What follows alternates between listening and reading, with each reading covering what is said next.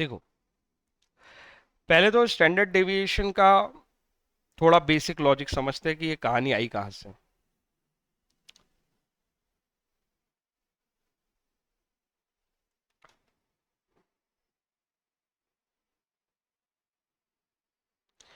हम डिस्पर्शन के मेजर्स पढ़ रहे हैं और हमने उसमें रेंज पढ़ा, वो भी एक तरह का डेविएशन ही था, लेकिन वो टोटलिटी पे था। टोटलिटी पे मतलब लार्जेस्ट माइनस स्मॉलेस्ट, उसमें सेंट्रल टेंडेंसी का कोई खेल नहीं था। तो ये टोटल स्कैटरनेस मिली हमें इससे, रेंज से।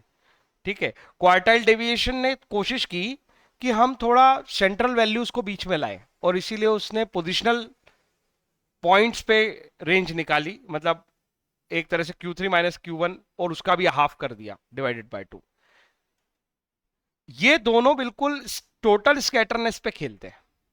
पर हमने एक कंसेप्ट पढ़ा था मीन डेविएशन, उसका लॉजिक अलग था। उसने टोटलिटी पे नहीं देखा था। उसने क्या किया था, ये टोटलिटी हैंडल कर रहे थे। मीन डेविएशन बोला पहले एक सेंट्रल टेंडेंसी यूज करो, तुम्हारी मर्जी पड़े वो यूज करो। मीन यूज कर लो, मीडियन यूज कर लो, या मोड यूज कर लो। इन तीनों सेंट्रल टेंडेंसी मतलब आप ऑलरेडी कोई एवरेज निकालो टोटल स्कैटर्ड डेटा में से, और फिर वहां से डिस्टेंस ढूंढो। सबके अलग, हर ऑब्जर्वेशन का डिस्टेंस अलग अलग आ गया सेंटर से, फिर उनका एवरेज कर लो। यहां तक उसकी बात लॉजिकल थी ना, कि डेविएशन सेंटर पोजीशन से ढूंढा जाना चाहिए कि कितना दूर गया, जो हम नॉर्मल सोचते हैं वहां से कितना दूर गया। मतलब इसने कंसिडर किया, मीन डेविएशन ने कंसिडर किया अपने एक इंपॉर्टेंट बेसिक कंसेप्ट को, कि हर डेटा का एक बेसिक बिहेवियर होता है। वो आप मीन से निकालो, मीडियन से निकालो, या मोड से निकालो, और उस बेसिक बिहेवियर से डेविएशन ढूंढना सेंसिबल काम है, बजाय इसके कि आप ओवरऑल स्केटरनेस ढूंढ रहे हो। उससे क्या होगा? अगर मुझे कल सुबह, मैं हर रोज घूमने जाता हूं और मैं रनिंग करता हूं, ठीक है, कभी मेरी रनिंग जो होती है वो मीटर्स में, समझ लो ना, वैल्यू कभी थोड़ी ज्यादा आती होंगी, कभी कम आती होंगी, कभी ज्यादा आती होंगी, कभी कम आती होंगी। मैं ऑन एन एवरेज मेरा ढूंढना चाहता हूं कि कल सुबह जाऊंगा तो मैं कितने मीटर तक दौड़ पाऊंगा या कितने किलोमीटर दौड़ पाऊंगा। तो उसके लिए मुझे सेंट्रल बिहेवियर को ध्यान रखना चाहिए, और देखना चाहिए कि मैं उस सेंट्रल बिहेवियर से कितनी दूर तक आगे चला जाता हूं या कितनी दूर तक पीछे आ जाता हूं। ऑन एन एवरेज वहीं कहीं रहूंगा, तब सही एंटिसिपेशन लगेगा ना। ओवरऑल स्कैटरनेस से कहां सही एंटिसिपेशन लगेगा? तुम्हें मेरी बात समझ में आई कि ऊपर से गई? बोलो ना। अगर मैं सपोज 4 किलोमीटर मिनिमम हर रोज दौड़ा, मैंने देखा पिछले 30 दिन का डेटा, वो स्मार्ट वॉच पे देखा, और मैक्सिमम में 6 किलोमीटर तक दौड़ा, तो अगर मुझे अंदाजा लगाना है कि मैं कल कितना दौड़ूंगा, इसीलिए तो है स्टेटिस्टिक्स। ऐसी ऑर्गेनाइजेशन अपने सेल्स के अंदाजे लगाती है, पिछले 10 सालों की सेल देख के, कि इस साल कितनी हो सकती है। जितनी सेल हो सकती है उस हिसाब से अपन प्रोडक्शन करेंगे, जितना प्रोडक्शन करना है उस हिसाब से अपन लोन लेंगे। समझ रहे हो? बिना स्टैटिस्टिक्स के बिजनेस कैसे होगा सही से? और बड़ी ऑर्गेनाइजेशन तो कर ही नहीं सकती। उन्हें हर चीज एंटिसिपेट करके, प्लान करके पहले से अप्लाई करनी पड़ती है, प्रोडक्शन तो बाद में होता है। समझ में आ रही ना मेरी बात? उस लॉजिक से सोचो कितनी इंपॉर्टेंट चीज सोच रहे हैं हम। तो अगर हम इतनी इंपॉर्टेंट चीज का अंदाजा लगा रहे, तो एक टोटल स्कैटरनेस पे रेंज निकाल के क्या करोगे कि 2 किलोमीटर का डिस्टेंस रहता है, हम जो सोचते हैं। इससे क्या मिला? ज्यादा बेहतर क्या था? मैं ढूंढता कि मैं ऑन एन एवरेज कितना दौड़ता हूं, उसमें गिर गिर के भी कम से कम इतना तो दौड़ूंगा ही, और ज्यादा से ज्यादा इतना दौड़ूंगा। ये थोड़ा लॉजिकल हुआ। उसमें भी अगर मैं एवरेजेस निकाल के ये आइडेंटिफाई करूं कि लगभग ये अंदाजा आना चाहिए, यस और नो, तो वो मीन डेविएशन वाली बात ज्यादा सेंसिबल थी, बजाय क्वार्टाइल डेविएशन और रेंज के। Are you getting my point? वो टोटलिटी पे स्कैटरनेस ला रहे थे, और ये सेंटर पोजीशन से स्कैटरनेस ला रहे थे, एवरेज से। इस लॉजिक से सीखोगे तो ध्यान भी रहेगा और आसान भी लगेगा। अब देखो मीन डेविएशन में हमने गड़बड़ क्या करी थी। ये सब सोचा वो तो अच्छा था, पर इसमें एक गड़बड़ थी। आपने उठा के बोल दिया सीधा, हम तो मोड यूज करेंगे इस डेविएशन को नलीफाई करने के लिए। भाई डेविएशन डेविएशन है, ज्यादा जाए या कम जाए, तो हमने बोल दिया हम तो मोड यूज कर लेंगे। याद है ना, हमने वो x माइनस एक्स बार मोड के अंदर लिख के मीन डेविएशन निकलवाया था, याद है? ये डेविएशन अबाउट मीन हो गया। इसकी अलग अलग ऑब्जर्वेशन आई, suppose x minus x bar की। हमारा ऑब्जर्वेशन थी 12, 15, 16, ऐसी एक्स थी। फिर हम इसका एक एक्स बार निकाल रहे थे, और फिर 12 माइनस, सपोज इसका एवरेज आया था 20, सपोज ऐसी बहुत सारी ऑब्जर्वेशन थी। तो हम 20 माइनस 12 को 12 माइनस 20 को मोड के अंदर रख के बोल रहे थे यार हम इसको 80 मानेंगे। बोले इग्नोर करेंगे नेगेटिव साइन को, पॉजिटिव साइन को। बोले हमें साइन से मतलब नहीं, इसलिए मोड डाल दिया था। ये टेक्निक अप्लाई की थी हमने मीन डेविएशन में। ये टेक्निक थोड़ी सी मैथमेटिकल है ऐसी लगती है कि नहीं है? तुम्हें क्या लगता है? ऐसा अजम्पशन ले लेना कोई मैथमेटिकल चीज तो नहीं है। केवल इस प्रॉब्लम की वजह से हमने एक नया टूल बनाया। उसकी ये बात अच्छी थी, सेंट्रल पोजीशन से डिस्टेंस ढूंढ रहा था, हम भी यही करेंगे। दूसरी बात, उसमें एक और प्रॉब्लम थी, वो डेविएशन कहीं से भी ढूंढ लेता था, मीडियन से, मोड से, सारी जनरल टेंडेंसी।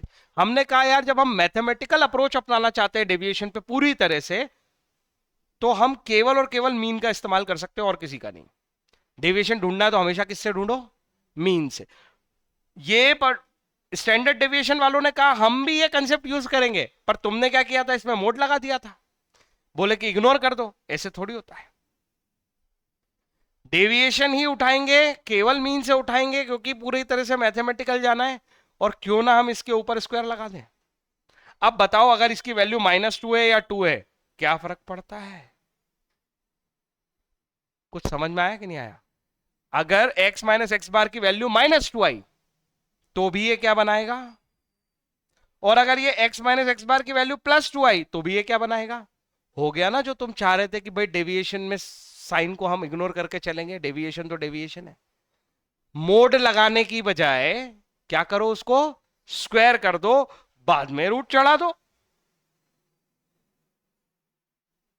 हो गया ना। +2 -2 दोनों हो सकते हैं, एक्सप्लेन भी हो गया। रूट से जब हम कोई वैल्यू बाहर निकालते, याद है ना बचपन, तो हम ऐसा लिखते थे, क्योंकि दोनों की वैल्यू 4 बनेगी, बाहर दोनों निकालेंगे तो +-2 होना चाहिए उसका आंसर। तो मैथ्स यूज करो रादर देन मोड लगाने के। स्क्वायर करके अंडर रूट चढ़ा दो, पावर तो कर सकता है स्क्वायरिंग वो इंटू 1, और अंडर रूट मतलब 1/2। मतलब हमने कोई चेंज किया क्या? x माइनस एक्स बार ही पड़ा है, कुछ भी चेंज नहीं किया। उसकी पावर कर दी 2 और बाहर लगा दी पावर 1/2। तुम फंडा समझ गए हो तो कभी भूलोगे ही नहीं कहानी। फिर हर ऑब्जर्वेशन से तो अलग अलग आएगा सर डेविएशन, तो एवरेज तो करना ही पड़ेगा।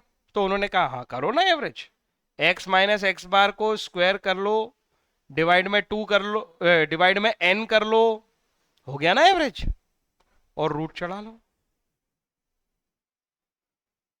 कुछ समझ में आया कि ऊपर से गया? ये फॉर्मूला है स्टैंडर्ड डेविएशन का, रटने वाली बात नहीं है। आया समझ? कुछ महानुभावों ने कहा डेविएशन निकाले बिना सीधे x से शॉर्टकट में स्टैंडर्ड डेविएशन निकाल सकते हो। उन्होंने मैथमेटिकल डेरिवेशन निकाला इसका, और उन्होंने कहा एक काम करो, समीशन एक्स स्क्वायर करो। मतलब x तो था ना तुम्हारे पास, उसका एक्स स्क्वायर कर दो, minus x bar upon n, और माइनस एक्स बार का होल स्क्वायर कर लो। एक्चुअली में वो यहां पे ऐसे करना चाह रहे थे, समेशन एक्स अपॉन एन का होल स्क्वायर। ये तो मीन ही है ना। अरे sum of all observation divide by number of observation का स्क्वायर लिख रखा है मैंने। तो कुछ लोग ये बोलने लगे ये डायरेक्ट क्यों है सर, इसमें मीन निकालना ही नहीं पड़ा। सपोज तुम्हारे पास एक्स होता, सुनना 2 3 5 7, और मेरे को कोई कहता कि तुम एसडी निकाल दो। अगर तुम ये वाला कंसेप्ट फॉलो करते तो पहले तो क्या करते, सबसे पहले क्या करते, तुम मीन निकालते, निकल जाता। फिर तुम x माइनस एक्स बार का एक कॉलम बनाते डेविएशन का, फिर तुम उस डेविएशन के कॉलम में पूरा जाते नीचे तक, फिर उसका एक समेशन निकालते x माइनस एक्स बार वो भी निकल जाता, फिर अपॉन में एन कर देते उसको स्क्वायर करके। कोई डाउट है क्या? ऐसा नहीं, गलत है ये, ऐसा नहीं करते, बहुत अंतर हो जाएगा। यहीं स्क्वायर करके इसका समेशन निकालो, नहीं तो गड़बड़ हो जाएगी। सर क्या बोलना चाहते हो आप? मैं ये बोलना चाहता हूं x माइनस एक्स बार का सम,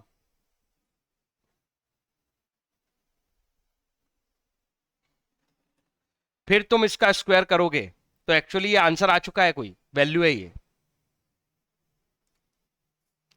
और x माइनस मतलब एक्चुअल ब्रैकेट यहां लगना चाहिए, और मैं कह रहा हूं x माइनस एक्स बार का स्क्वायर करो फिर उसका सम लगाओ। ये दोनों बहुत अलग टर्म्स हैं, ये दोनों इक्वल है ही नहीं। और हमारा कंसेप्ट ये है, हमको डेविएशन का साइन खत्म करना था। इसमें डेविएशन का साइन खत्म होगा क्या इसका समेशन करोगे तो? तुमको सोच के बता दो। अभी मीन अगर मैं बोल दूं कि 4.5 है तो ये नेगेटिव वैल्यूज तो नेगेटिव ही बनाएंगे यहां पे।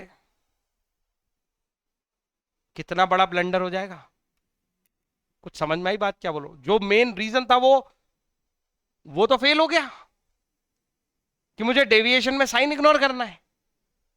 पहले ये करो तो इससे क्या होगा, अगर यहां -2 भी आएगा तो यहां 4 लिखाएगा, यहां अगर 2 भी आएगा तो 4 लिखाएगा। मतलब समझ रहे मेरा पर्पस? तो ये रटने के बजाय समझो उससे क्या ब्लंडर हो जाएगा। तो इसका सम करना ही नहीं है, इसके स्क्वायर का सम तुम ये करते, बोलो हाँ या ना, फिर अपॉन में एन कर लेते, ये तुम्हारा आंसर हो जाता, अंडर रूट में रख देते। कोई डाउट? लेकिन मैं कह रहा हूं कि क्यों हम मीन निकाले ही ना और डायरेक्ट कर दे। तो ये जिनके दिमाग में मैथमेटिकल कीड़ा होता है वो अलग अलग तरीके ढूंढ लेते हैं एक ही चीज को करने के मैथ से। उन्होंने क्या बोला एक काम करो, एक्स को स्क्वायर कर दो, मतलब सीधे यहीं पे कर दो 4 9 25 49, फिर बोलता है इसका निकाल लो सम। अब वही वाली बात है, ये गधेपने नहीं कर सकते अपन, ये दोनों सेम थोड़ी है। एक्स स्क्वायर का समेशन करना है, समेशन एक्स का स्क्वायर नहीं करना है, दोनों बहुत अलग है। राइट? तो वो कहते हैं ये निकाल दो, फिर दूसरी बात इसका भी निकालो समेशन, बस आ जाएगा एसडी। क्या करना, अंडर रूट के अंदर summation x square upon n रख देना, minus summation x upon n रख के उसका स्क्वायर कर देना, ये है तुम्हारा एसडी। इसलिए उन्होंने बोला ये शॉर्टकट है कि नहीं? अब तुम भी बता दो, एक्स का समेशन कर लो, एक्स स्क्वायर का समेशन कर लो, कैलकुलेटर है अपने पास, ये आ गया। वो लॉन्गर स्टेप थी, सॉल्व करना लॉन्गर था, ध्यान रखना आसान है उसको, पर सॉल्व करना क्रिटिकल है ना। ध्यान रखना कितना आसान है, डेविएशन का एवरेज कर देंगे, डेविएशन के भी स्क्वायर का एवरेज करके रूट चढ़ा देंगे, आ गया। सोचना बहुत आसान है, पर करने के लिए मीन निकाल लो, एक्स में रखो, समझ रहे हो, डेविएशन निकालो। कठिन नहीं है, मैं नहीं कह रहा कठिन है, कर लोगे तो। बट मैंने ये दूसरा इसलिए दिखा दिया, कभी वो दिखेगा बुक में तुम सोचोगे ये क्या पंगा है सर। आंसर दोनों सेम आएंगे, और ये शॉर्टकट मेथड है, मैथमेटिकल लोगों ने निकाली है, उसका लॉजिक मत ढूंढो, सीधा लॉजिक से जो चीज थी वो मैंने दिखा दी क्या थी। वो डेविएशन पे बेस्ड है, और डेविएशन का अलग अलग जगह से डेविएशन आए तो एवरेज करना पड़ा, इसलिए एन है। और वो डेविएशन में साइन हटाने के लिए हमने स्क्वायर और रूट लगा दिया है, वहां हर चीज लॉजिकल है। पर मैथमेटिकली जल्दी सॉल्व होने वाली चीज भी समझा दी। तो यहां तक कोई समस्या है तुम्हें तो मुझे बताओ। स्टैंडर्ड डेविएशन समझ में आया कितनी इजी चीज है? अब देखो यहां पे,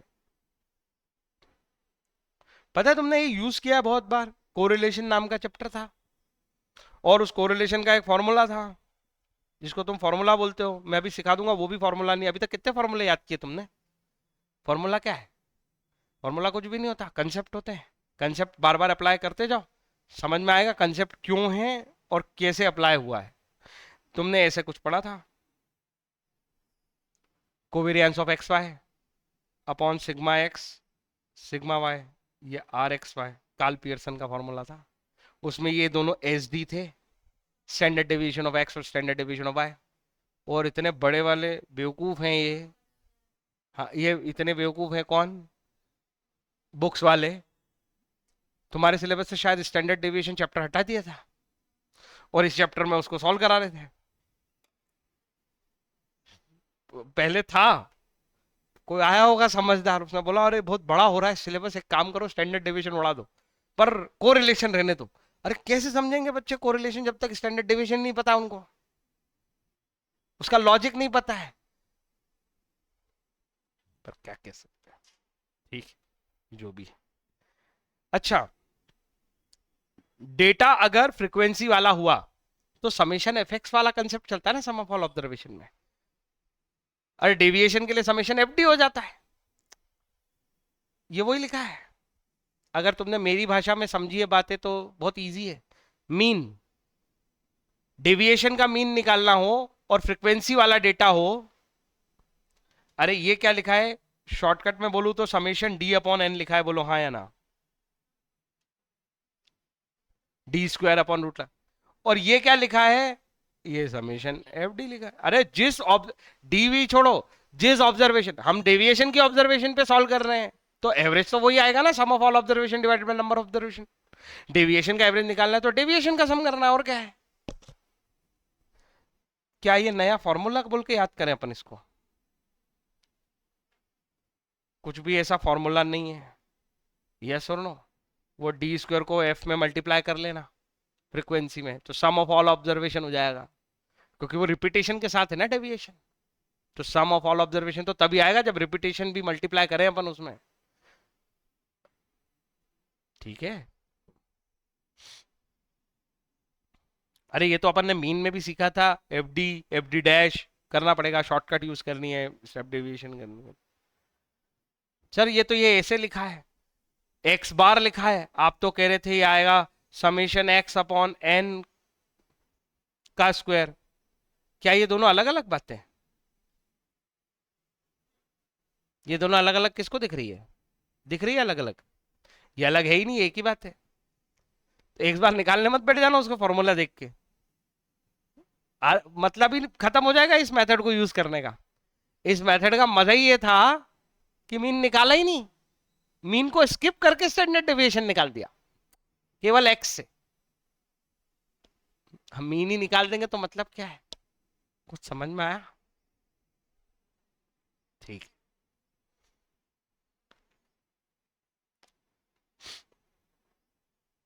ग्रुप फ्रीक्वेंसी डिस्ट्रीब्यूशन में एफ का इस्तेमाल होता है, उसमें क्या सोचना है, एक्स स्क्वायर अकेला कर रहे थे ना शॉर्टकट में, इसमें एफ इंटू एक्स स्क्वायर हो जाएगा। अरे हाँ है ना, यहां पे याद रखना सीधा समेशन एक्स मत निकाल देना, हाँ बिल्कुल सेम है। कौन सी इजी है, ये इजी लग रहा है, एक ही बात है, तुझे इजी लग रहा है, अभी सॉल्यूशन कराऊंगा फिर पूछूंगा कौन सा इजी है। इसके सॉल्यूशन लंबे होंगे, अरे मीन निकालोगे, फिर एक नया कॉलम बनाओगे, फिर उसका स्क्वायर करोगे, वो एक्स से ही हो जाएगा सब कुछ। जब करोगे ना तब पूछूंगा मैं, फिर अभी बोला था समझना, ध्यान रखना, सोचना सब आसान है किसमें, वो पहली वाली मेथड में, उससे ही सिखाया मैंने इसीलिए। ये तो मैथमेटिकल क्या बोलते हैं उसको, मैनिपुलेशन है चीजों को जल्दी करने का, जो दूसरा फॉर्मूला है, और कुछ नहीं। खैर, जल्दी आंसर करने हो तो मैं बताऊंगा कि वो दूसरा वाला कंसेप्ट क्यों इजी है। आगे चलते हैं हम। वेरियांस, ये वर्ड क्या है सर,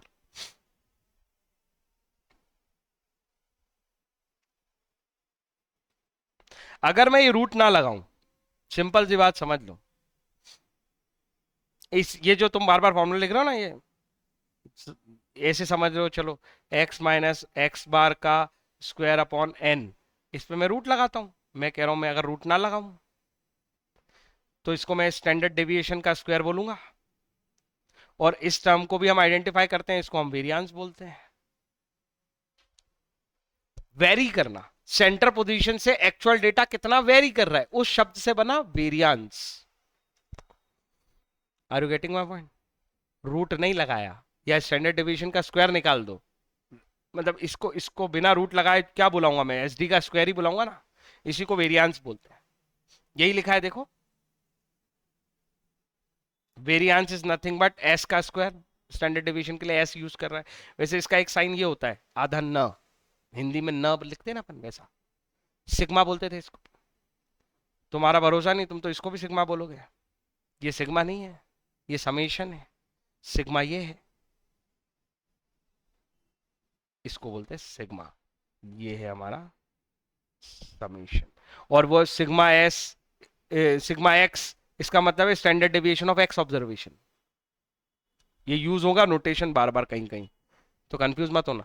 स्टैंडर्ड डेविएशन के लिए एस डी वर्ड भी यूज करेगा वो, सिग्मा वर्ड भी यूज करेगा, और एस अकेला एस भी यूज करेगा। S D x, S x या सिग्मा एक्स, ये सब स्टैंडर्ड डेविएशन ऑफ एक्स है। कोई डाउट? पक्का?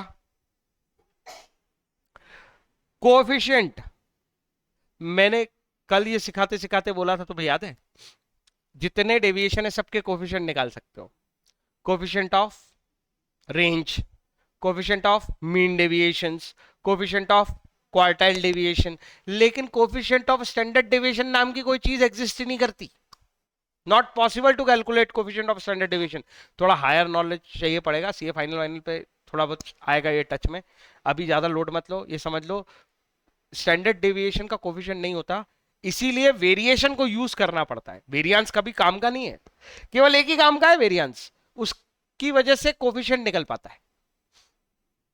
रिलेटिव मेजर स्टैंडर्ड डेविएशन का सीधा हो ही नहीं सकता था, इसीलिए हमने उसको स्क्वायर बैक किया, अंडर रूट हटाया, मतलब उसको नया नाम दिया उस टर्म को, बोले वेरिएंस है ये।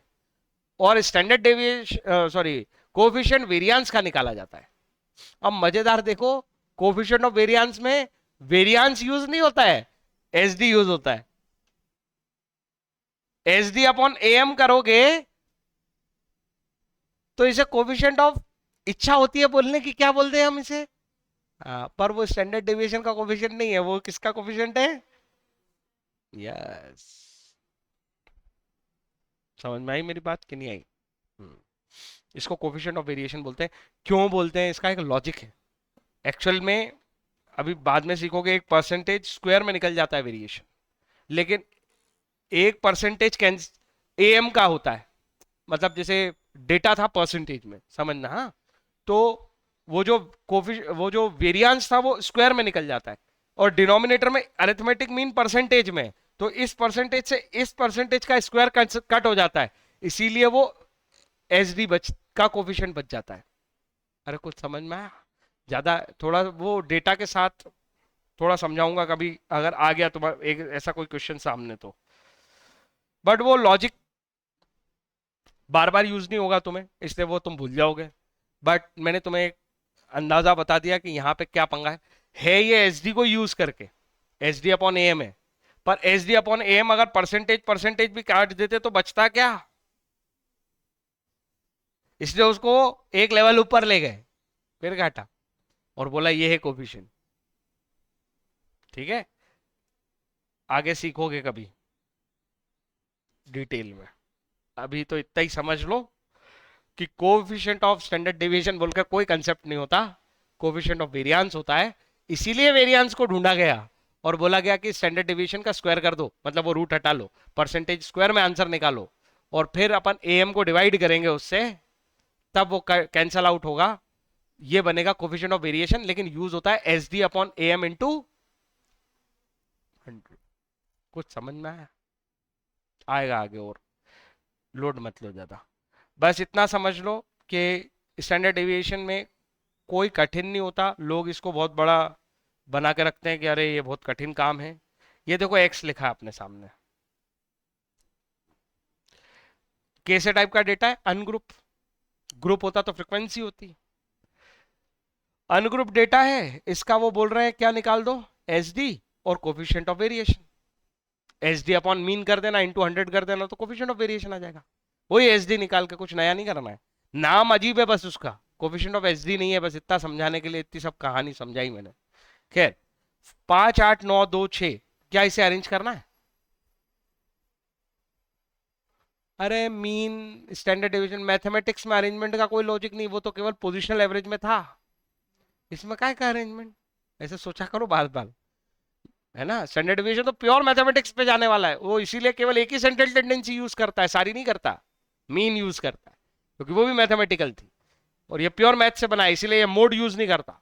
वो बोलता है कि नहीं अपन स्क्वायर लगा के अंडर रूट लगा देंगे, ठीक है, हर चीज को। अब मैं वही जो तुम इच्छा कर रहे हो, सबसे पहली स्टेप में तुम क्या निकालोगे? एक्स बार। फिर क्या करोगे? एक्स माइनस एक्स बार का एक कॉलम बनाओगे। फिर एक्स माइनस एक्स बार के कॉलम के बाद फिर तुम एक्स माइनस एक्स बार के स्क्वायर का कॉलम बनाओगे। ये स्टेप 1, फिर स्टेप 2, फिर स्टेप 3। फिर तुम एक क्या करोगे? Summation x minus x bar का स्क्वायर, इसका टोटल करके डिवाइड में एन रख दोगे और रूट चढ़ा दोगे। यही करोगे ना स्टेप 4 में, तब आंसर आएगा।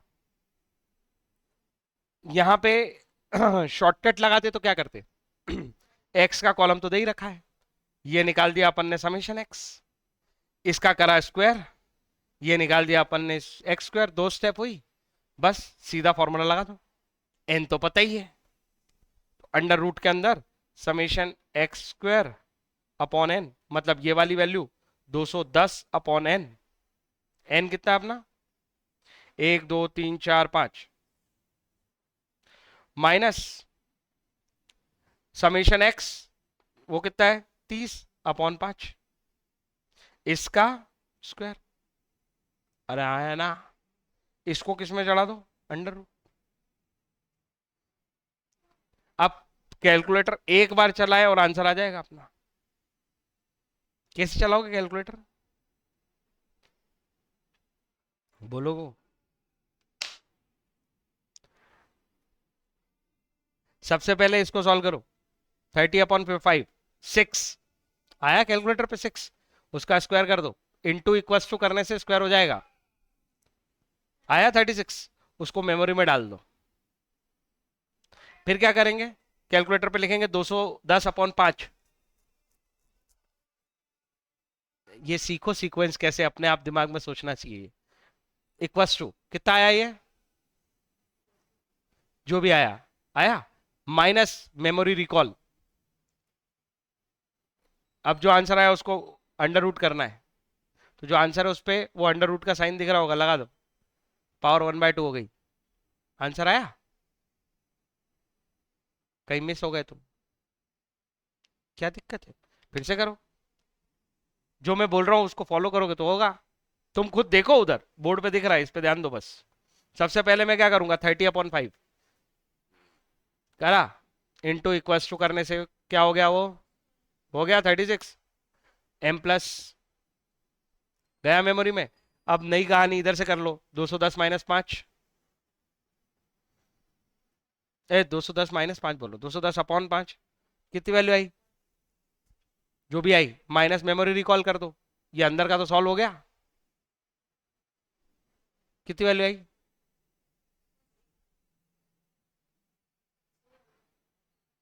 6 आनी थी ना? अरे आनी थी ना, आनी थी, तेरी क्यों आई? माइनस मेमोरी रिकॉल नहीं किया तूने।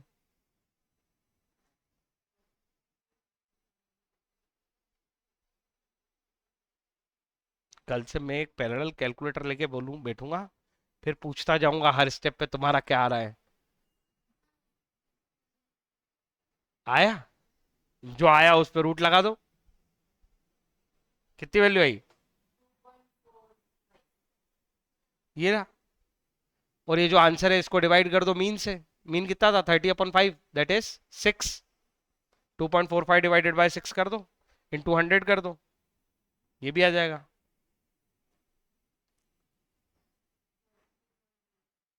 आया? वंशिका, क्या दिक्कत क्या है? ये क्वेश्चन, ये क्वेश्चन हमारी एग्जाम में टोन बदल के आएगा, वो शो दैट नहीं दे सकता हमें। वो हमसे कहेगा कि ए और बी दो नंबर हैं, उनका स्टैंडर्ड डेविएशन अगर निकाला जाए तो वो कैसा रिप्रेजेंट होगा, ऐसा लैंग्वेज मिलेगा क्वेश्चन में। फिर नीचे 4 ऑप्शन मिलेंगे जिसमें से एक ऑप्शन ये होगा। Are you getting my point?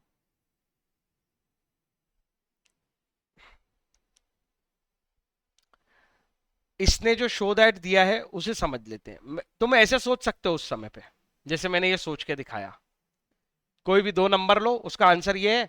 अभी तुम इस दो नंबर को 3 और 4 को सॉल्व कर दो पूरा। सर मैं कैसे सॉल्व करूं? एक एक्स है, एक एक्स स्क्वायर होगा। एक्स 3 और 4 होगा तो एक्स स्क्वायर 9 और 16 होगा। फिर हम वो फॉर्मूला लगा देंगे, समेशन एक्स हो जाएगा 7 और समेशन एक्स स्क्वायर हो जाएगा 25। अरे समझ रहे हो ना?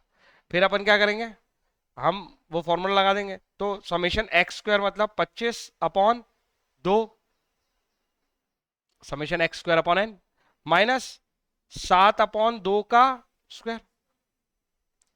अगर मैं इसको सॉल्व करने की कोशिश करूं तो ये क्या होगा,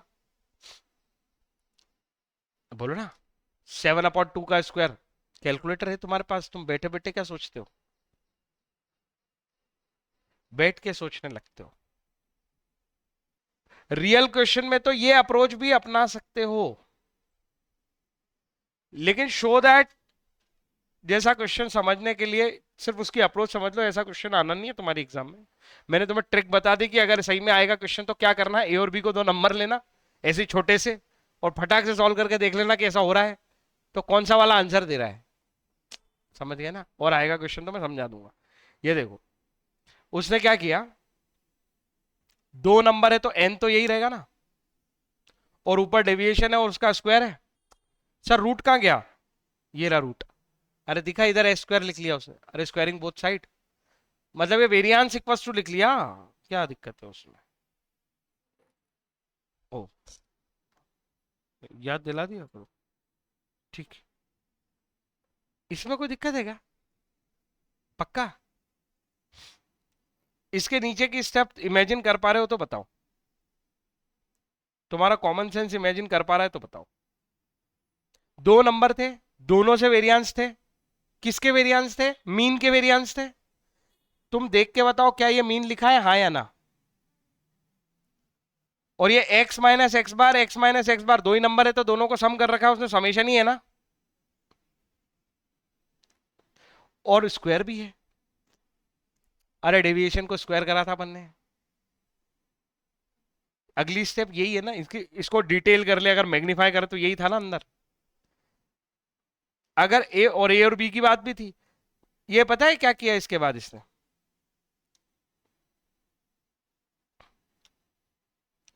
इसके बाद क्या किया है, कुछ समझ पा रहे हो? 2 का एलसीएम लिया होगा उसने। 2 का एलसीएम लेगा तो क्या होगा? 2a माइनस ए प्लस बी। और 2a माइनस ए से केवल क्या बचा? A plus B. और उधर क्या हो जाएगा?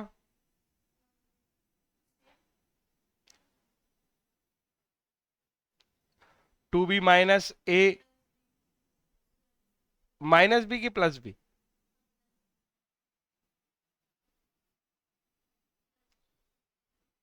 Plus B.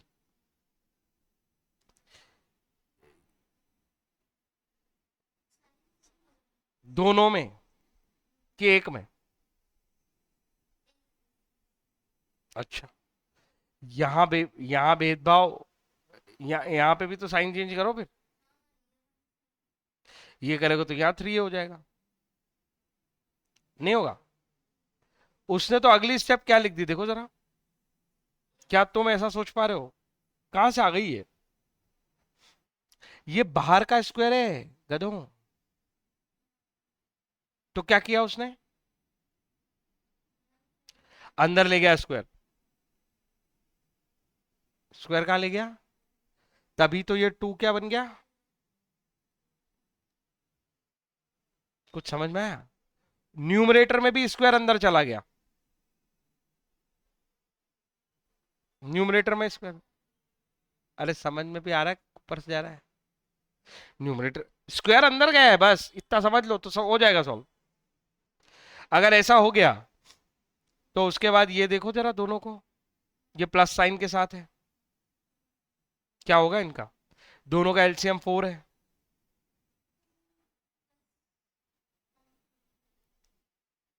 कॉमन ले लिया, 1/4 प्लस 1/4, समझ रहे हो ना क्या होगा, हो गया होगा अंदर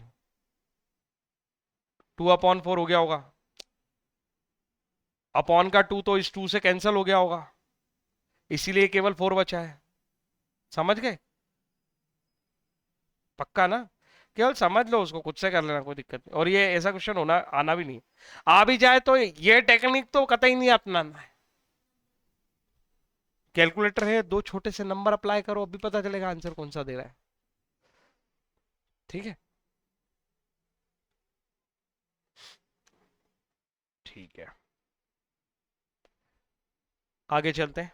क्वेश्चन भी देखो, नेक्स्ट क्वेश्चन बोल रहा prove that H D is equal to, ये किसके लिए, फर्स्ट एन नेचुरल नंबर्स के लिए, 1 2 3 4, अगर इसका एच डी निकालो तो 4 नंबर लिए तो एन की जगह पे तो 4 आएगा, तो ये कह रहा है 4² - 1/12।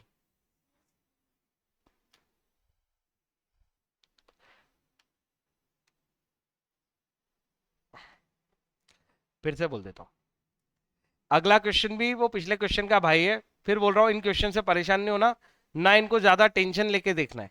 अगर मेरे को ये प्रैक्टिकल क्वेश्चन आ गया तो मैं क्या करूंगा, मैं प्रूव कर लूंगा 2 या 3 नंबर से इसको।